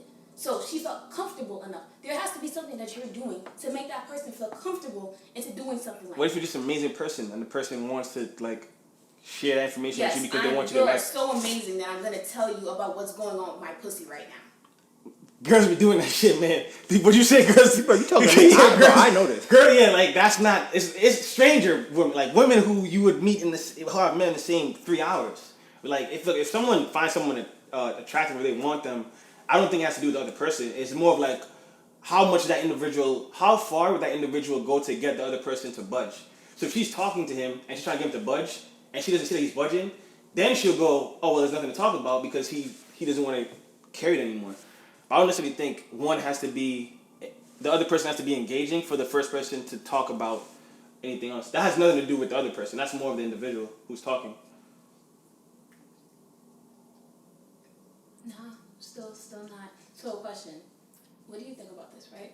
If you're dating someone, right? Yeah. And two of your friends say, "Hey, I got my nipples pierced. Like, do you want to see?" Like, what would you say? Wait. If you have a girlfriend, Yeah. right, and two dudes are like, I got my, Not two dudes. Two girls? Yeah, you're dating someone, and two of your of your female oh, friends. two of your female friends Yeah. ask you come to. up to you and say, "Hey, we just got our nipples pierced recently. Do you want to see how they look?" Don't want to see them? Yes, they're nipple piercings. I mean, if I want to see them, I'm going to say yeah. If I don't want to see them, Why don't you want to see them? yeah, I don't know. I'm like, If two higher than Molly attractive girls that you're friends with were like, hey, I got my nipples pierced. If one of them said it and said, I'm gonna show you a picture of it. You wanna see the picture? just on the fact they asked me if I want to see the picture, I don't know if I would say yes. Okay.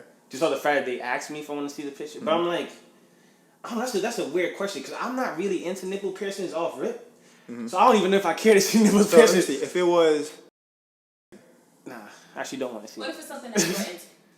And if actually if I want to see it, Yeah, sure. Hey, I just got this new tattoo in between. Okay. my breasts. and I'm dating oh, someone, you have a tattoo. I wouldn't ask that. I No, wouldn't ask to see no, it. you wouldn't ask. They asked you. If I want to see it, Yes, Yeah. so you are left to say yes. and I'm dating the person, I'm dating someone. You're dating someone. That's not a part of that. If I'm dating someone out of respect for the person, I'll probably say no. Out of respect for the person? If you respect that person. I mean, That's what you said, right? you just say, if I'm dating the person, yeah. And you said out of respect for that Yeah, person. yeah. Yeah, like, okay, why would that be disrespectful? Why would it be disrespectful? I'm trying to figure out why would it be? You know the thing is, it would be disrespectful because I guess I wouldn't want that to be done to me Okay, why? because I wouldn't do it to someone else. I guess, You're not doing anything. You're looking at a picture. If I'm looking.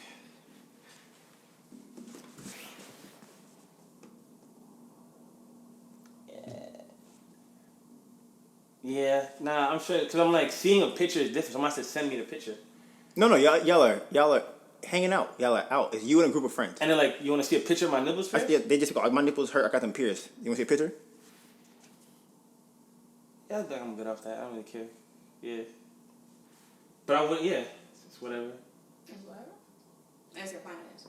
Yeah, say it's whatever. Yeah, it's You whatever. say no or you say it's whatever. If I want to, would I say no? If she pulled it out and said, and she's showing other friends, and then she brought it to you, would you be like, nah, I don't want to see that? Nah, I'm lying. I wouldn't say that. What would you do? I'd be like, yes, whatever. I was like, You would look at it? Yeah. Was the friends there? Yes. I was on a bus. We were going to Six Flags. Wait, this is a whole other situation? This has nothing to do with me. This happened when I was in Potsdam. This happened when I was on a bus, and two girls was like, one girl said I got my nipple pierced. Right? She said, you want to see it? And I was just like, sure. Yeah, yes, I was like, and she was showing other people. She said, you want to see it, Don? Yeah, well, I'm definitely. like, all right. Listen, So- I'm thinking, yeah, seriously? Right, so I'm like, This is how he told the story to me. The thing is, Donivan tells stories in the way that is most susceptible to whoever he's telling it. what's susceptible? How is it susceptible to you? Wouldn't you be susceptible if you heard it, if there were other friends there? I think that was important. No, you didn't make it seem like that. You made it seem like you was off by yourself and these two No, females that we your were on friends the came bus. up It was and multiple said, hey, girls were on the bus. Because I hang out with a lot of girls in college. Yeah. They were like, you want to see it? And I'm like, sure. They showed it to me. And another girl was like, I don't remember if she offered to see it or one of the other girls said she could see it too. Like, she got it too. So I'm like, all right. And then she showed it to me.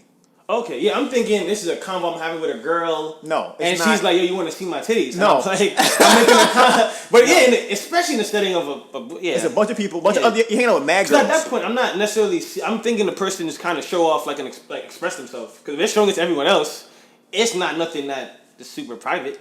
It's just, That's not how. hey, you want to see my titties? Yeah. That's not how the story was told to me when it was originally told. I saw some girls asked me to see their titties. Two girls.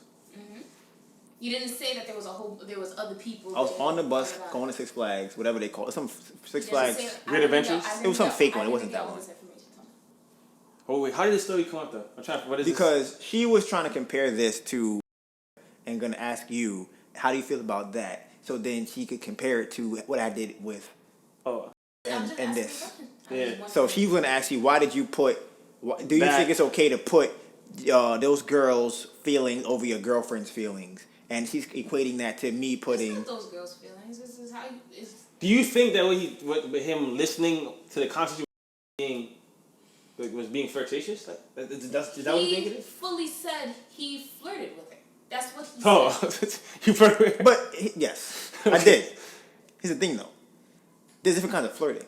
So it's like there's being charismatic. Like, if you're talking to a girl, you know if you say a certain word, Yeah. it's gonna be a certain thing. It's But not you also know how to not speak like that. right.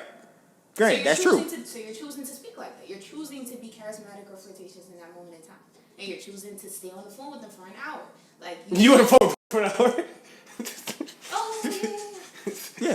over an hour. So it's like Over an hour. You chose Under an hour. to do these. You made choices. I thought this was like a 30-minute combo. No, I asked him like, did you think about me and how I felt in the moment? He was like, yeah. I was like, huh, okay. And then he was just like, yeah, but we're not dating, so I'm like, huh, okay. That tells me where your head is at. I had that same the same thing that she just said to me that she said to you. I had that same convo like the other day. It's kind of crazy, but I said that to say, so how do you exactly feel about it? What are you most mad at? Because if y'all not dating and he told you about it, like what are you mad at?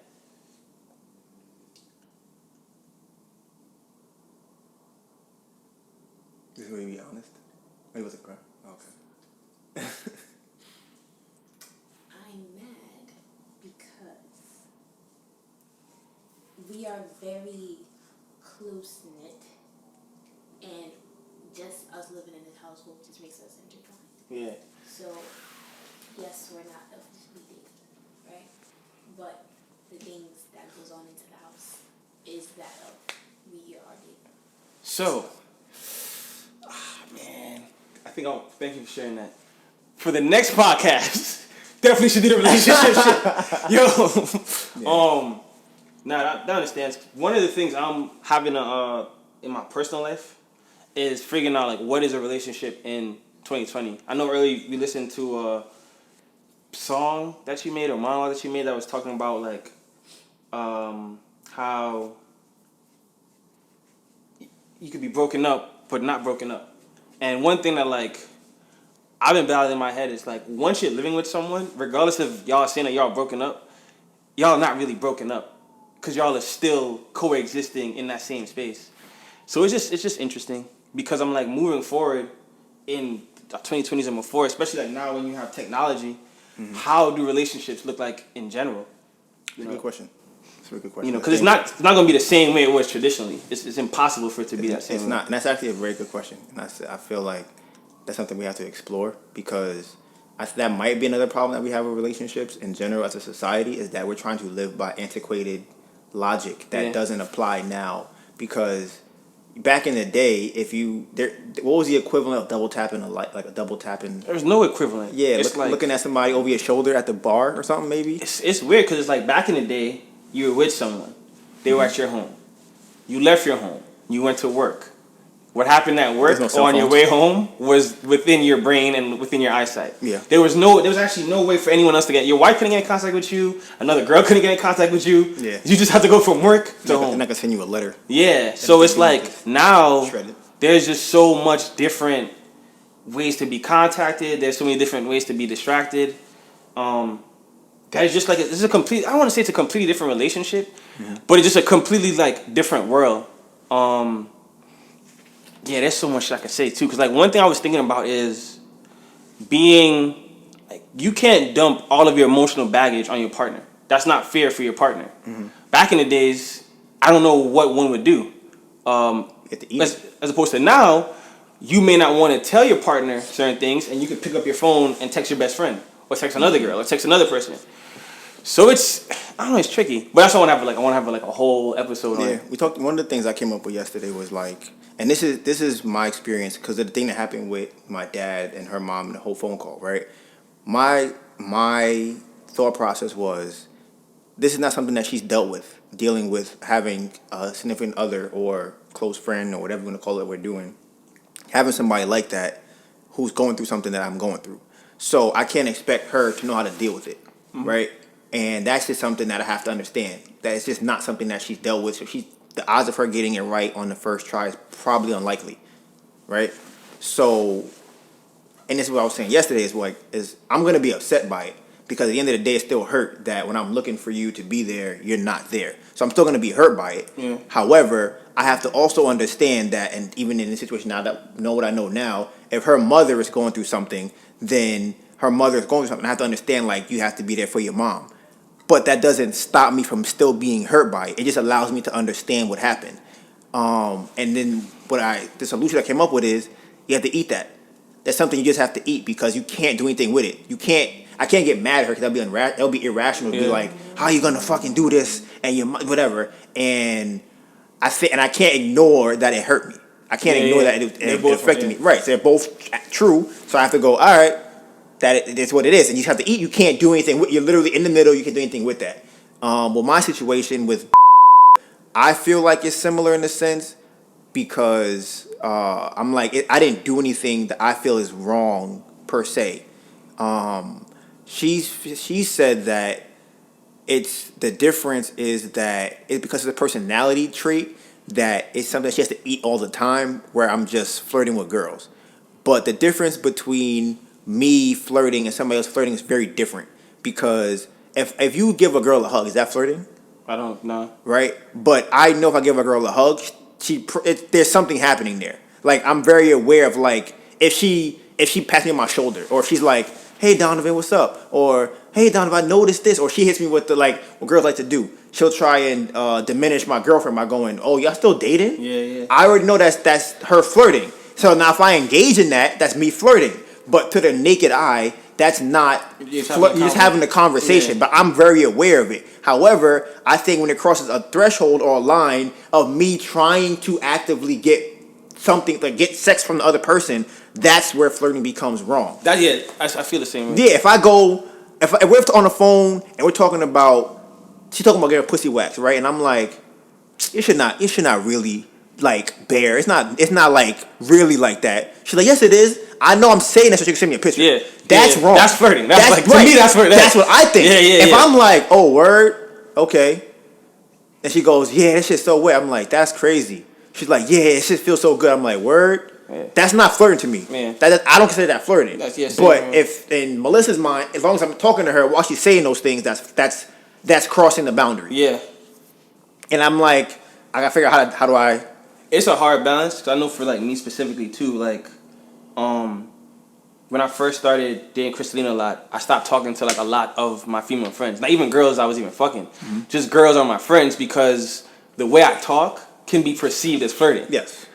But and it is flirting. Yeah, but it's not how You're not trying to I'm not. That's how I communicate. It's being charismatic. Yeah, that's what I said. I'm like, you know. it's just people like you for that. Yeah. And the fact that they like you can lead into them having sex. If you wanted to have sex with them, then it could lead into that if that was your goal, but that's not your goal. Your goal is to just be a likable person that people just like, hey, I like to be, hey, what's going on? Like, you know, if you touch a girl too many times, she gonna want to fuck you.